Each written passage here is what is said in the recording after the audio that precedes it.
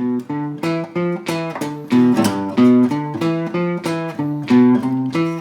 what we're going to be looking at today is a boogie woogie bass line in the key of G. I'm starting here on the 3rd fret of the bottom E with my 2nd finger. I'll just play the example for you.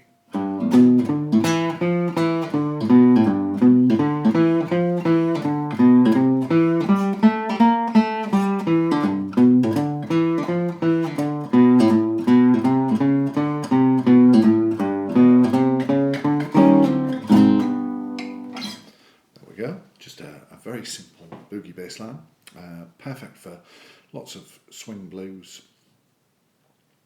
style music, works on lots of different kind of blues as well as a bass line.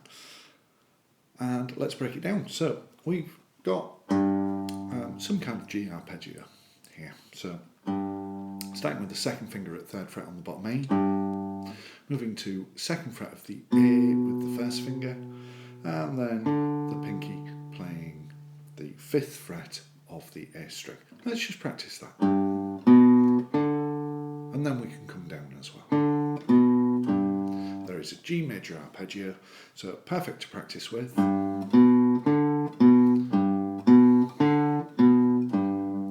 But at the moment, doesn't sound very bluesy, doesn't sound very jazzy or very swingy, so we're going to add a couple of extra notes in. And those are the 2nd fret of the D string, and then the 3rd fret of the D string, and then we're going to work our way back down again.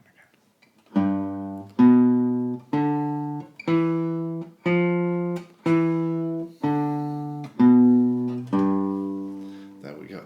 There is 2 bars of bass line.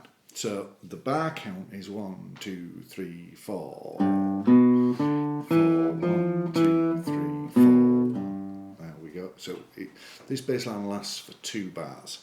So just in case you're thinking this is should be a 12-bar blues, which it is, but it doesn't quite match the count. It's because each bass line lasts for 2 bars.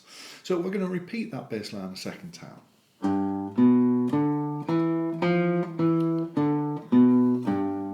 And then we're going to move the whole bass line, exactly the same move, we're just going to move it up 1 string. So I'm starting here, 3rd fret of the A string, then 2nd fret of the D, 5th fret of the D, 2nd fret of the G, 3rd fret of the G, and then in reverse, 2nd fret of the G, 5th fret of the D, 2nd fret of the D.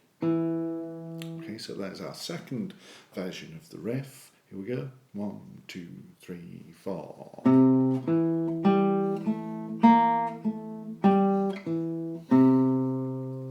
Good. So that gets us up to bar 8 of the blues. So we've got 2 iterations of the bass line on the J, 1 iteration of it based on the C, and then we're coming back to B. To the G.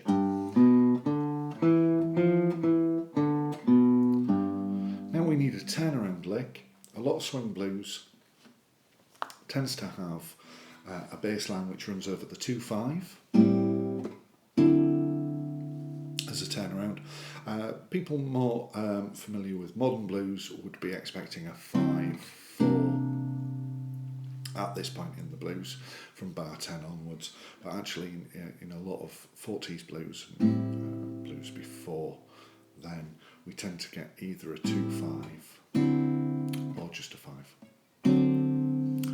for those 2 bars there. So our turnaround lick goes from the 5th fret of the bottom E, and then we're coming 2nd fret of the A, 3rd fret of the A, 4th fret of the A, 5th fret of the A. Let's just do that half.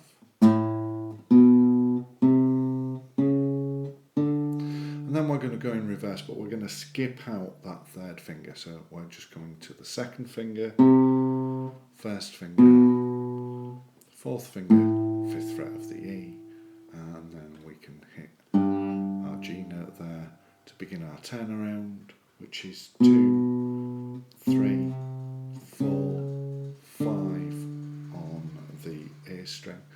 And then we can just turn around, little shell chord, moving chromatically into the D7 chord. So here I've got a shell of an E flat 7, so my second finger is at 6th fret on the A, first finger 5th fret on the D, third finger 6th fret on the G. And now I'm just going to move that chromatically down half a step, 1 fret, yeah, to the D7. Let's put all of that together. So we're starting with our G riff, 1, 2, 3, 4.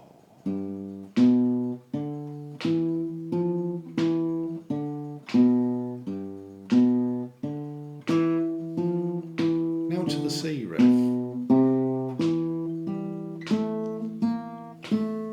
Back to G. D riff.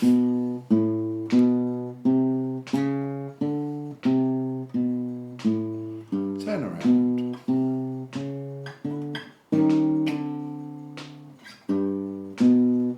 And then we can just repeat.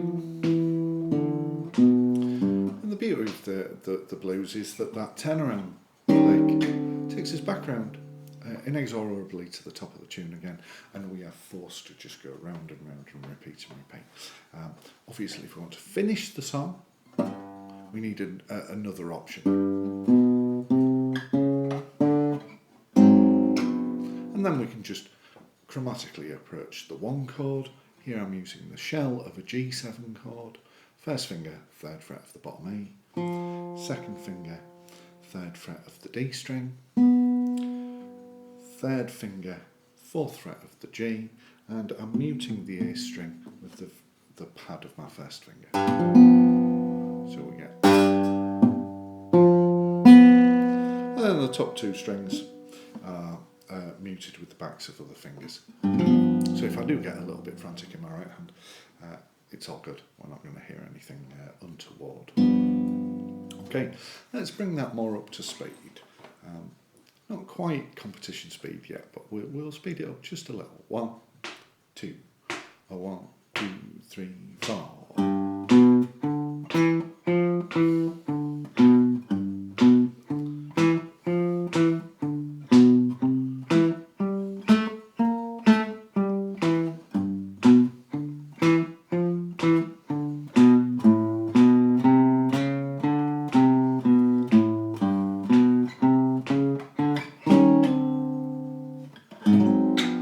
Okay, and then let's pick it up to a proper jump blues kind of tempo. 1, 2, 1, 2, 3, 4.